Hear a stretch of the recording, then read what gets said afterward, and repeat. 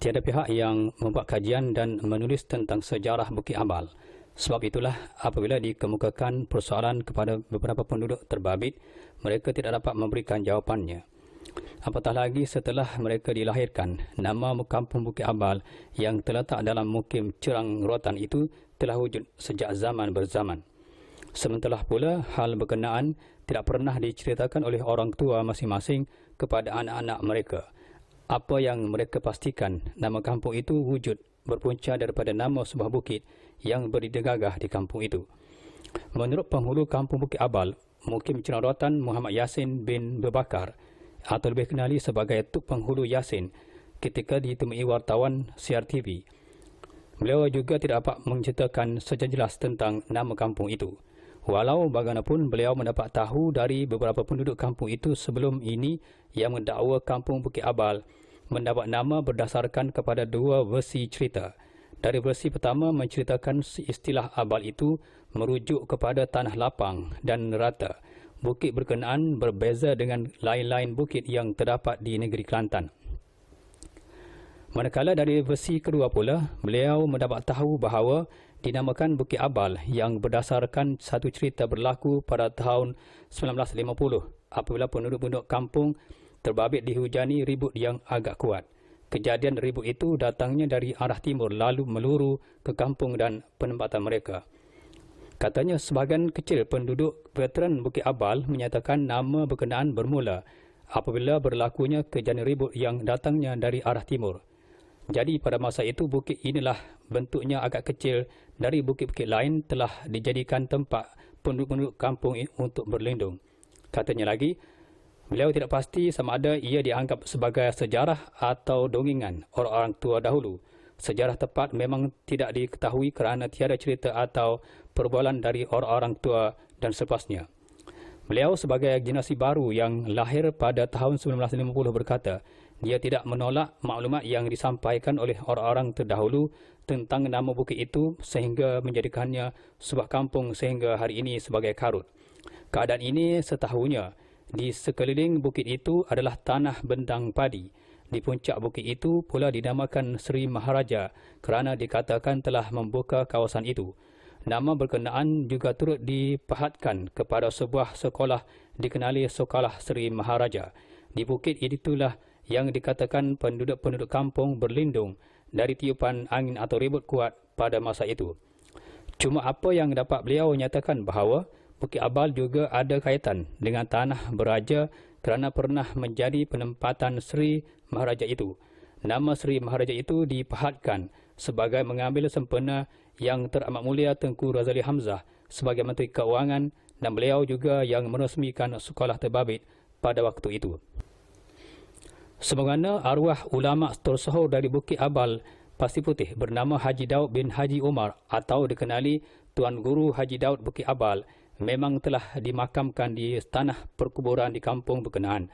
Beliau merupakan anak murid Tuk Kenali yang juga seorang yang bermulut masin yang mahir dalam ilmu tasawuf. Disebabkan arwah juga menyebabkan kampung Bukit Abal tersohor dan dikenali di merata tempat.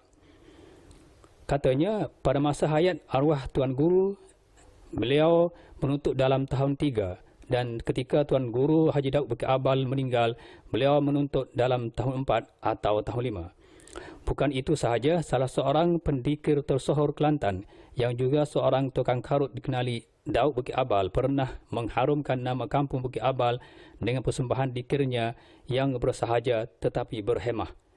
Menurut Tuk Penghulu Yasin, pada masa dulu para penduduk di setiap kampung dikira mengikut mukim.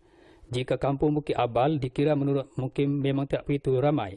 Sementara pula pada ketika itu masih belum diwujudkan sistem bacian dari rumah ke rumah tidak sebagaimana hari ini. Walau bagaimanapun menurut purata pada tahun 1970, penduduk kampung terbabit berjumlah kira-kira 15,000 orang berbanding selepasnya yang semakin meningkat. Sambung beliau lagi, dari segi taraf pekerjaan atau mata pencarian keseluruhan penduduk di kampung Bukit Abal adalah kawasan jelapang padi. Apabila dikatakan jalapan padi, tentulah hubungan penduduk agak akrab. Turut ditubuhkan di kampung berkenaan beberapa persatuan penduduk meliputi pelbagai unit dan persatuan peladang PPK. Apabila ditanya tentang mata pencarian Bukit Abal zaman sekarang, beliau menjelaskan bahawa kebanyakan anak-anak muda mempunyai kelulusan akademik. Ini bermakna mata pencarian golongan zaman ini menandingi golongan petani tidak sebagaimana tahun-tahun 1970-an dulu.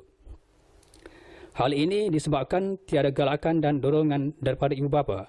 Maknanya berkurangnya golongan petani apabila golongan terpelajar dari lulusan pelbagai pusat pengajian tinggi kerajaan, swasta dan kolej telah mengambil alih komuniti kampung tersebut. Sebagai contohnya, pengalaman beliau di zaman kanak-kanak ingin membeli sebuku roti dengan hanya berharga 5 sen pun tidak mampu disebabkan kepayahan keluarganya dari mendapatkan sumber keuangan pada masa itu berbanding dengan hari ini. Jika dibandingkan dengan wang saku sekolah dewasa ini, pelajar dibekalkan dengan wang tunai sebanyak RM2. Bahkan ibu bapa sekarang sudah mampu memberikan wang tunai untuk tujuan mengisi minyak petrol ke dalam tangki motosikal anak-anak masing-masing untuk menunjukkan perbezaan sumber keuangan pada masa itu dengan hari ini agak ketara. Katanya lagi, kebanyakan golongan muda hari ini lebih memberi tumpuan makan gaji di pejabat-pejabat kerajaan, sedangkan orang-orang tua dahulu terpaksa membanting tulang 4 kerat dengan mengerjakan sawah padi. Secara jujurnya, beliau menjelaskan tentang fenomena bidang kerja hari ini masih terdapat golongan pemuda dan pemudi kampung berkenaan yang masih menganggur disebabkan masalah mendapatkan pekerjaan yang sesuai. Hal ini disebabkan begitu ramainya golongan pelajar pusat pengajian tinggi dari kampung berkenaan yang baru keluar dari pusat-pusat pengajian itu. Berbanding tahun-tahun 1970-an, dulu sebagai petani, sekarang kebanyakan pekerja-pekerja kampung menumpukan kepada bidang pertukangan sebagai melakukan pekerjaan dan atas usaha sendiri. Apabila ditanya tentang kedai-kedai makan dan restoran, beliau menjelaskan kebanyakan penduduk kampung berkenaan tidak berminat dengan bidang perniagaan makanan kecuali sekadar warung kopi berbanding dengan pertukangan. Walaupun dianggapkan usaha tersebut sebagai hidup segan mati tak mahu, namun atas dasar mencari rezeki, mereka sanggup melakukan kerja-kerja terbabit berdasarkan pengalaman yang diperoleh. Katanya, kebanyakan warung-warung kopi yang dibuka di kampung itu dimiliki sendiri oleh petani-petani oleh orang yang sama. Maksudnya, jika pagi mereka membuka warung kopi, waktu petang pula mereka ke sawah padi dan begitulah seterusnya. Manakala penduduk luar tidak pernah cuba membuka warung-warung kopi di kampung berkenaan kecuali dari kalangan penduduk kampung Bukit Abal itu sendiri.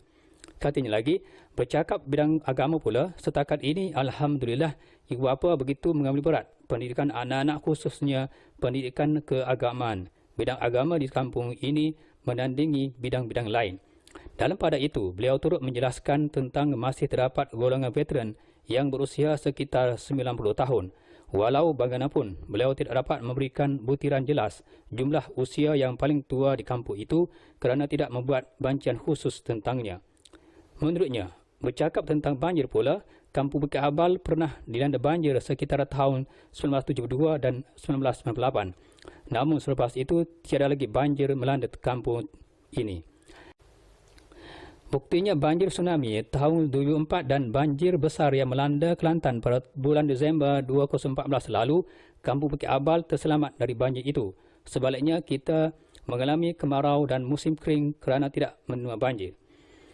Justru menurutnya, jangan sangka banjir tidak berlaku di bukit, bukau dan gunung. Jika ditakdirkan Allah banjir akan tiba, pastinya kesemuanya akan tenggelam. Buktinya, kejadian banjir besar Kelantan pada bulan Disember 2014 lalu memberikan pengajaran kepada kita ada sesuatu yang tidak kena dengan sikap kita.